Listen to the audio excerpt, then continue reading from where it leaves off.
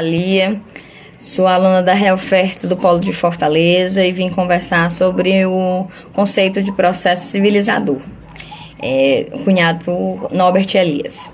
Ele foi descrito pelo autor na sua obra O Processo Civilizador, um hábito dos costumes. O próprio lançamento da obra já nos faz refletir sobre o conceito integrado a ela.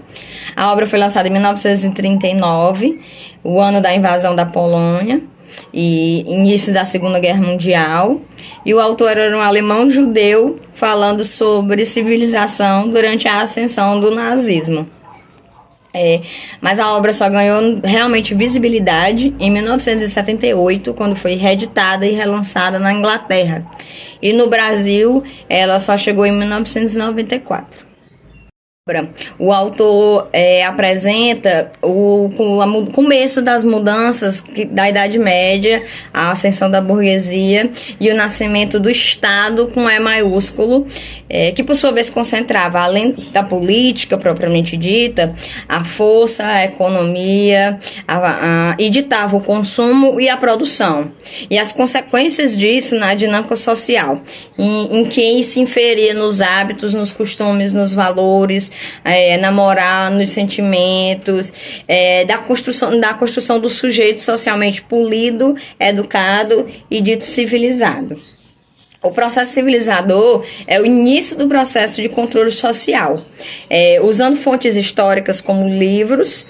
Um exemplo é A Civilidade Pueril, do Erasmo de Roterdã. O autor traz também pinturas e literatura e outros documentos históricos para elencar o seu conceito. O civilizador é o início do processo de controle social, usando várias fontes históricas como livros.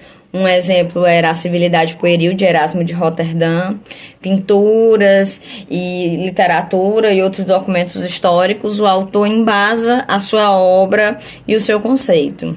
Parece que essas transformações estão diretamente ligadas às classes sociais dominantes.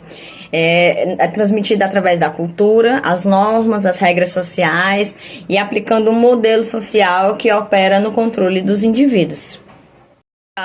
Se diferir da monarquia através de regras próprias, de uma pequena ética, uma etiqueta, que seria peculiar à classe, buscando uma nova padronização, um pertencimento e uma interação entre os pares. Era de interesse dessa elite que se naturalizasse a cultura para uma imersão de determinados valores e ideais, e que chegasse também a um papel de criação do que era educado e agradável. O que o Norbert Elias evidencia é a negação, a naturalização, dos hábitos. O autor convida a refletir sobre a construção sociocultural dos processos históricos e de que forma a elite de cada momento histórico modula e dita esse modelo a ser seguido, refletindo o suposto refinamento, o prestígio e reputação que esse modelo traz.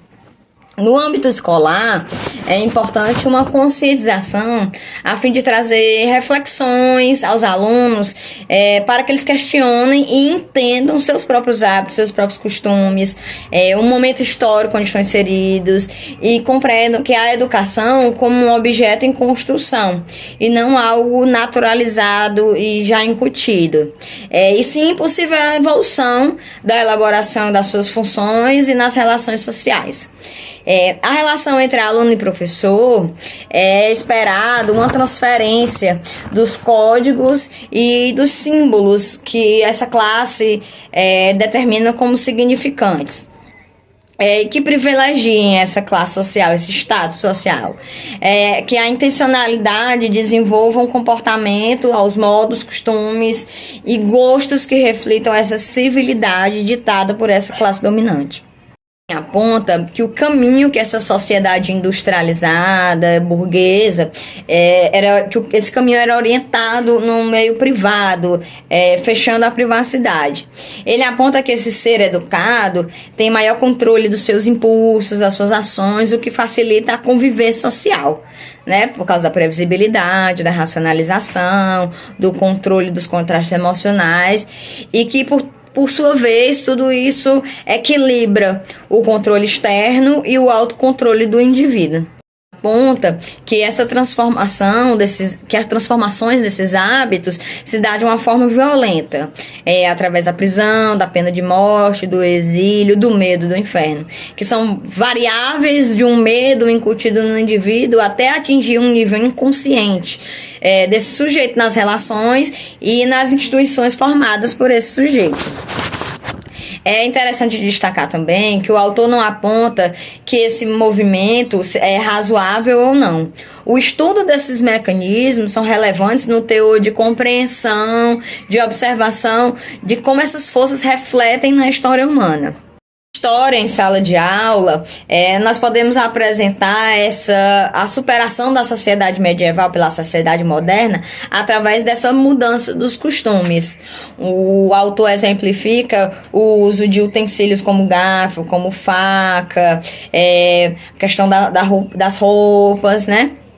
Em sala de aula, o professor pode apontar através de fontes históricas como pinturas, fotos, vídeos e outros objetos produzidos pela mão humana, como também pela expressão cultural, a oralidade. Dessa forma, ele pode transmitir esses novos costumes, essas novas regras de etiqueta e de civilidade.